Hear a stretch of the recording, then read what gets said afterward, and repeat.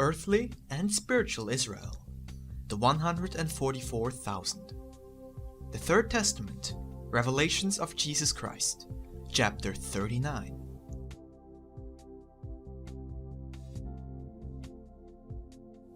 The historic mission of Israel, its failure.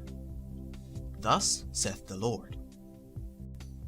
Verily I say to you, that if mankind had persevered within the law, which their conscience dictated inwardly, it would not have been necessary to send you guides, nor prophets, nor would it have been necessary for your Lord to descend among you, even to engrave my law in stone during the first era, or having to become human and die as a man upon a cross in the second era. If I formed a people and lavished them with gifts, it was not so they could exalt themselves and humiliate others, but rather for them to be an example of submission before the true God and an example of brotherhood among men. I chose this people so that they would be an instrument of my will on earth and carrier of my revelations. So they would invite everyone to live within my law, and so that all humanity would become the only people of the Father. If this people have suffered greatly in spite of being the chosen, it is because they believed the heritage was only for them, that their God could not have been a God for the pagans, because they regarded other people as strangers and did not share with them what the Father had entrusted to them. If I separated them for a time from other people, it was because I did not want them to become contaminated with wickedness and materialism.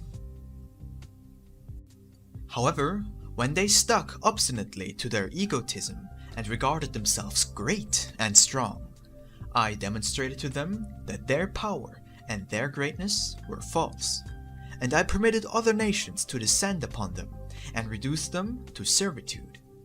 Kings, pharaohs, and Caesars were their lords, when I had offered to be their Lord. The Father, in his infinite love, again manifested himself to his people, to give them their freedom and remind them of their mission. And during this period, I have come to deliver to them my lessons of love, and it is only my gaze that is able to discover among mankind the sons of Israel, whom I am calling and congregating, so that they may receive the light of the Holy Spirit. I have come to manifest myself before your spirit, because the time is long gone when I spoke to you through nature and by means of material manifestations that you called miracles. Now you can feel me within your spirit, as well as deep inside your heart.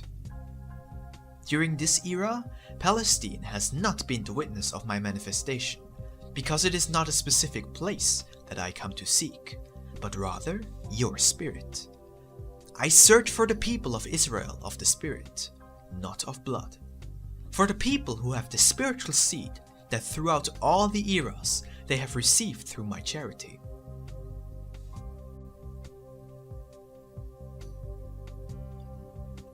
The separation of the Jewish people into the earthly and spiritual creeds. It was necessary that the Father, after his parting, strike from the hands of his people on earth the land which had been entrusted to them from the time of their ancestors. From some of them it was taken as a restitution, and from others as a reward.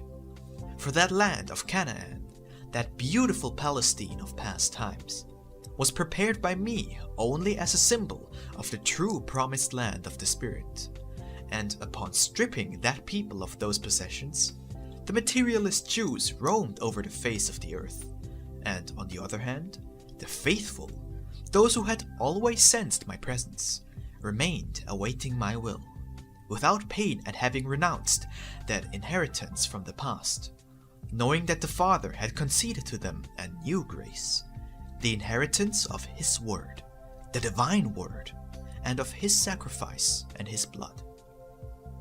They lived fully in the third era, and in these days, my gaze finds my people of Israel still divided into two parts.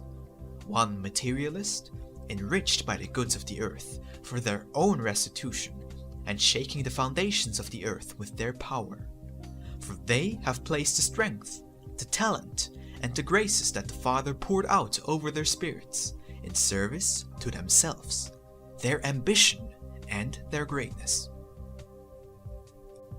See how that people has given proof of their strength, even within their materialism, in their sciences, their will, and their intelligence. Within, they guard anger from the hunger, the enslavement, the humiliations they suffered, and today, arrogant and strong, they have risen up to humiliate other peoples, to make them tremble at their strength, and to dominate them. Today, they are the satiated ones, and they are pleased to see the millions who are hungry and the great peoples as slaves, slaves of their money, of their strength, of their science, and of their ambition. I also see the other part of my people, the faithful and determined, those who have always known how to feel my presence, those who have always recognized my coming to men, those who have believed in my revelations, and who have obeyed and complied in spite of all. That other part is not only you who have been witnesses to my communication through human understanding in this time, for part of the people of spiritual Israel is scattered over the globe, and wherever any one of them is found, he or she receives my charity, feels my presence, is sustained by my bread, and awaits me, without knowing where I might come, nor in what form, yet they wait. However, those who do know how I have come, how I have communicated, those who know with certainty my revelations, those who are prepared for the times to come, are you who form part of the 144,000 chosen by me from the 12 tribes of that people. 144,000 who shall be before the numerous people of Israel, like 144,000 captains who will make it march into the great battle of the third era. Do you believe that my people will always be divided? Truly, I tell you, they will not. To you have come the teachings, the light, and the trials. To them also my justice and trials have come. I led them in giant steps toward the awakening of the Spirit. And although it is true that in the first moments they will deny my third coming to the world, as they denied the second, I tell you, the moment of their conversion is not far off. They live in their ancient traditions, yet I probe the spirit and the heart of the Jewish people, and I tell you that they keep their traditions more for convenience and fear of spiritual revelations than from inner conviction. They tremble before the manifestations of the beyond. This is what I shall propose to them, that they give up all that is superfluous and practice charity, love, and humility. You shall have to come before them, and each shall wield their weapons. On one side, the word, thought, prayer, and evidence.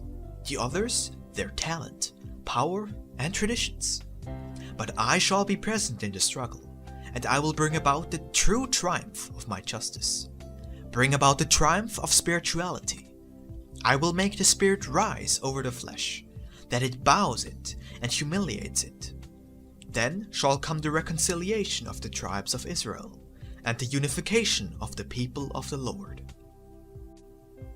When that people is prepared, truly I tell you, they will take up and carry to completion the great mission with which from the beginning of time God has assigned his chosen people, chosen because they were his firstborn and the bearers of the Lord's revelations, so that, like an older brother, they could lead the others, share his grace with them, and carry all to the right hand of the Father. The spiritual people of Israel. When I speak of my people of Israel, the people of God, I refer to those who have brought a spiritual mission to earth, those who made known my law, those who proclaimed me, those who were faithful, those who proclaimed the existence of the living God, those who perpetuated the seed of love, and those who knew how to recognize in the Son the Word and the presence of the Father. These are those that form the people of God. That is Israel, the strong, the faithful, the prudent Israel. That is my legion of soldiers, faithful to the law, faithful to the truth. Those who persecuted my prophets, who lacerated the heart of my envoys, those who turned their backs on the true God to bow before idols, who denied and mocked me, demanding my blood and my life. Those, although by race called Israelis, were not the chosen people, were not of the people of the prophets, the legion of the enlightened, of the faithful soldiers. For Israel is a spiritual name that was taken incorrectly to designate a race. You should also know that all who aspire to form part of my people can do so by means of their love, charity, and their zeal and faithfulness for the law. My people has no fixed lands or cities in the world. My people has no race, but is found among all races throughout humanity. That proportion of mankind that hears my word and receives the new revelations are only a part of my people. Another part is disseminated around the earth, and another, the greatest part, inhabit the spiritual veil. That is my people, those who acknowledge and love me, who obey and follow me. Today I ask you, where is my people? Where is that people who were prudent when faced with trials, strong in battle, and steadfast in the struggles? It is dispersed throughout the world. Yet I shall raise my voice and reunite them spiritually, so that they may go before all the peoples. But I tell you that my people is now formed of men of all races, and they shall come to understand the alliance that I expect of all men. These people will be strong and combative, but shall not have weapons that kill, nor the chariots of war. Neither shall they sing hymns of destruction. Their banner shall be peace, their sword truth, and their shield love. None can discover where that people is, but it shall be everywhere. Its enemies will try to destroy it, but will not be able, for they shall never be gathered physically. Their union, their order, and their harmony shall be spiritual. In this time, the spirit of the real Israel vibrates everywhere. They are the spirits that feel my presence, that await my coming, and trust in my justice. When these words come to other places, many will mock them. But I tell you that it would be better that they did not mock, for the time will come when they awaken from their lethargy and know that they too are children of the people of God. These multitudes that today hear me might fall into confusion if they do not study my word, and if they do not put off their materialism. The same may happen to them as to the Israelites of the earliest times, who heard the voice of the Lord, received the law, and had prophets, so they came to believe themselves the only people beloved of God. A grave error from which the great trials came to save them, humiliation, exile, and captivity. It is necessary that you know that my love could not segregate you in races or creeds, in which I speak of my people. It is because from the first times I have been preparing spirits to be sent to earth to illuminate the path of humanity. They have been the eternal travelers that have inhabited the various nations and have passed through many trials. In this time, they have found that human laws are unjust, that there is no truth in the affections, and no peace in the spirit of humanity. The people of God shall rise up once again among humanity, not as a people personified in a race, but as a multitude, a legion of my disciples, in which only the Spirit, and not any blood, race, or language shall dominate. These people will not limit themselves to teaching my doctrine through writings. So that the words have life, it is necessary to live them. This people shall not disseminate only books and writings, but also deeds and examples.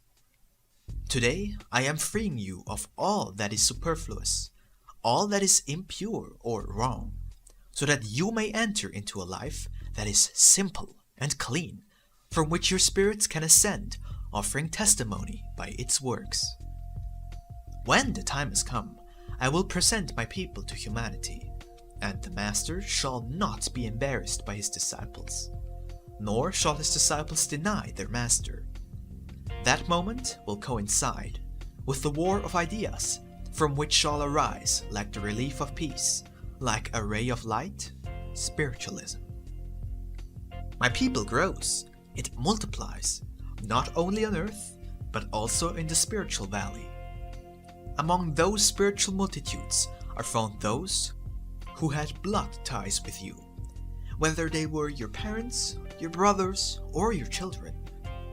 Do not be surprised when I tell you that my people is so numerous that the earth to hold them would have to be much larger. When I have reunited them, and not even one of my children is missing, they will be given the infinite as their dwelling, that never-ending valley of light and grace. Here on earth, I come only to prepare you, to instruct you in my doctrine, so that you know how to approach that life. This humanity is only a portion of the people of God. It is necessary that all know these explanations in order to put their lives on the road to the ideal of perfection. This divine message, which is my word poured out through the lips of the human spokesman, I wish it to reach all humanity. My word is the ringing bell that calls the world. Its essence shall move the peoples, making them awaken to meditate on spirituality, on the destiny of the spirit after this life.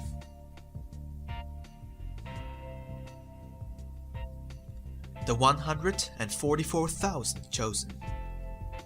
To extend my work in this, the third era, I have come to choose, from among the great masses, 144,000 spirits, marking them by the kiss of divine light. Not a kiss of betrayal, nor the sign of a pact that would put your spirit in danger. My mark is a sign that the Holy Spirit deposits upon those it has chosen to carry out a great mission in this, the third era. He who bears this sign is not safe from dangers. On the contrary, he is tried and tempted more than any. Remember, each one of the 12 chosen by me in the second time, and you can confirm what I tell you. They had moments of doubt, of weakness, and of confusion. There was even one who betrayed me to my executioners with a kiss. How much the chosen of this time shall have to pray and keep vigil to not fall into temptation. Even so, I tell you truly that among the 144,000 there shall be traitors. The mark means a calling, missions, and responsibility before God. It is not a guarantee against temptations or illnesses. If it were, what merit would there be in my chosen? What effort would it be for your spirit to remain faithful to my word? I speak to you in this way because there are many hearts among this multitude that would wish to form part of those who have been marked. But I have seen that rather than the yearning to serve humanity with the gifts that the mark bestows, it is the desire to feel secure or vanity that moves them to ask me to call them. I will test these petty ones, and they will be convinced that there is truth in my words. The mark is an invisible sign by which those who bear it with love, respect, zeal, and humility can complete their mission. You will then see that the mark is a divine grace that is superior to pain, that illuminates you in your greatest trials, that reveals profound knowledge, and which, in any place, can open a breach for the passage of the Spirit. The mark is like a link, uniting whoever possesses it to the spiritual world. It is the channel by which the thoughts and words of the spiritual world manifest in yours. Know then by my words that the marked one is a messenger, an envoy, and my instrument. The commitment and responsibility of the marked one toward my work is great, but he is not alone on his path. By his side there walks a guardian angel who protects, guides, inspires, and strengthens him. Oh, how strong has been he who knows how to embrace his cross with love, and how hard and bitter has been the road of the chosen one who has not known how to carry with him the divine sign of the chosen in the third era.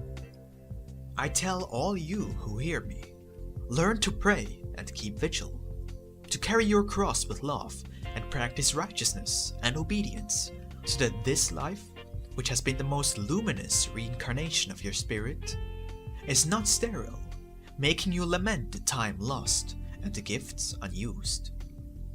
Meditate, all of you, marked or unmarked, on this lesson, for all of you have a destiny to fulfill within my work. The tribes of the Israel of the Spirit are very numerous. From each I will select 12,000, and shall mark them on their foreheads. But the people of Israel are not limited to 144,000. The chosen people is infinite. The Master taught you in the second era that many are called, but few are chosen, and all of Israel shall be called. But from among them I shall mark out 144,000. In all I shall place peace, spirituality, and the principle of spirit-to-spirit communication. I am the Universal Father. My love descends to all hearts. I have come to all the peoples of the earth. Yet if I have chosen this Mexican nation as the place for the full outpouring of my word and my revelations, it is because I found it to be humble, have found the virtues in their homes, and have made the spirits of the people of Israel reincarnate among them. Yet not all belong to this nationality, nor are all in flesh. The spirits belonging to the number of the chosen are disseminated throughout the world. They have been marked. I have opened their eyes. I have sensitized their hearts. And from spirit to spirit, they communicate with me. One part of the 144,000 marked by me live among humanity. Those servants of mine are found disseminated in the world, complying with the mission of praying for peace and working for the brotherhood of men. They do not know each other, but some intuitively, and others because of this revelation are fulfilling their destiny of throwing light onto the path of their brothers. Of those marked by my love, some are simple men, but others are men notable in the world. They can only be distinguished by the spirituality of their lives and works, and by the manner of their thinking about and of understanding the divine revelations. They are not idolaters, fanatics, nor frivolous. They seem to practice no religion, and nonetheless from them arises an inner worship of their spirit, with that of their Lord. Those marked by the light of the Holy Spirit are like lifeboats. They are guardians, counselors, and strongholds. I have equipped them with light in their spirits, and with peace, strength, with the healing balm, with keys that invisibly open the most stubborn doors, and weapons that overcome obstacles insuperable to others. It is not necessary that they show titles awarded by the world for their gifts to be recognized. They do not know science, but are doctors, do not know law, but are counselors, are poor in the goods of the earth, but yet may do much good in their way. Among these multitudes who have come to receive my word, are many who have come only to confirm their mission. For it is not on the earth that they have been given gifts or been entrusted with a charge. I tell you truly, the delight that each spirit possesses is that which it has earned on the long road of its evolution. Humanity will believe. My work will be spread throughout the globe. I shall begin with the 144,000 marked out, who shall struggle with obedience, love, and zeal in the time of the wars of beliefs and doctrines, and who in the midst of that battle shall be a link that proposes to the world not the chains of slavery, but that of spiritual alliance that will be one of freedom and brotherhood. Those soldiers shall not be alone. My spiritual world shall follow and protect them. They shall perform marvels as they go, and in this way giving testimony to my truth.